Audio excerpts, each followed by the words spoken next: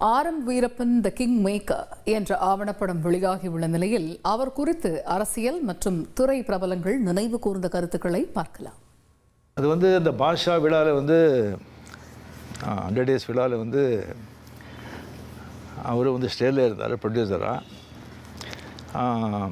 அந்த வெறிகுண்டு கலாச்சாரத்தை பற்றி நான் பேசினேன், பேசிட்டேன். அது பேசின பிறகு, அது தெரிஞ்ச பிறகு, அப்போ ஒரு ஏடிஎம்கேல ஒரு மினிஸ்டராக இருந்தார் புரட்சித் தலைவி ஜெயலலிதா அவருக்கு அவரை அந்த பதவியிலேருந்தே அவர் தூக்கிட்டாங்க. அது தெரிஞ்ச உடனே எனக்கு அப்படியே எனக்கு ஆடிப்போச்சு. எனக்கு என்னடா இது என்னால் தான் இப்படி ஆச்சு அப்படின்னு சொல்லிட்டு நைட்டெல்லாம் எனக்கு தூக்கம் வரல. மார்னிங் ஃபோன் எடுக்கும்போது இந்த மாதிரி தான் எக்ஸ்ட்ரீம்லி சாரி சார், இந்த மாதிரி பண்ணி ஆயிடுச்சு, என்னாலே தான் ஆச்சுன்னு சொன்னால் அவர் ஒன்றுமே நடக்காத மாதிரி, ஐயா அதை நீங்கள் விடுங்க, நீங்கள் அதை பற்றி ரிசீவ் பண்ணுறீங்க, பதவி என்ன அது, ஐயா நீங்கள் அது மனசுலேயே வச்சுக்க வேண்டாம், நீங்கள் விட்டுடுங்க, நீங்கள் சந்தோம் ஹாப்பியாக இருங்க, எந்த ஷூட்டிங்கு அப்படின்னு சாதாரணமாக கேட்குறாங்க. எனக்கு அந்த தெலுங்கு எப்போவுமே அது போகலை. ஏன்னா நான் தான் கடைசியாக பேசினது. நான் கடைசியில் பேசின பிறகு அது எப்படி மைக்கை பிடிச்சி அவர் பேச முடியும்? அந்த மாதிரி ஒரு பெரிய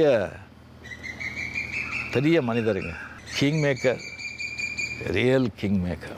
ஆரம்பி அவர்களை பற்றி பேச வேண்டும் என்றால் 1 மணிக்கூறு பத்தாது, 1 ஆண்டு பத்தாது சொல்லிக்கொண்டே இருக்கலாம். இளைஞர்களுக்கு எதிர்காலத்தில் தமிழ்நாட்டில் சிறந்த கல்வியை தருவதற்கு அமரர் ஆரம்பி அவர்கள் அரும்பணி ஆற்றினார் என்பதை நான் கண்கூடாக பார்த்திருக்கிறேன். மகாராஷ்டிர மாநிலத்திலே நம்முடைய காஞ்சி பெரியவர்கள் சங்கல்பித்த உத்தர சிதம்பரம் என்கிற நடராஜர் கோவிலுக்கு தமிழ்நாடு அரசாங்கத்தின் சார்பாக ஒரு கோபுரம் கட்டப்படுவதற்கு ஆரம் வீரப்பன் அவர்கள் உதவி செய்திருக்கிறார்கள்.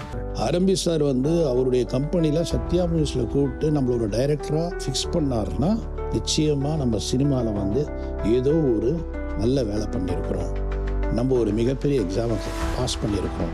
ஆரம்பியினுடைய புகழ் வாழட்டும், ஆரம்பியின் நினைவுகள் வாழட்டும், ஆரம்பியின் நற்பண்புகள் இந்த நாட்டை ஆளட்டும். ஆரம் வீரப்பன் த கிங் மேக்கர் ஆவணப்படத்தின் முழு தொகுப்பை நாளை இரவு 9 மணிக்கு தந்தி டிவியில் காண தவறாதீர்கள்.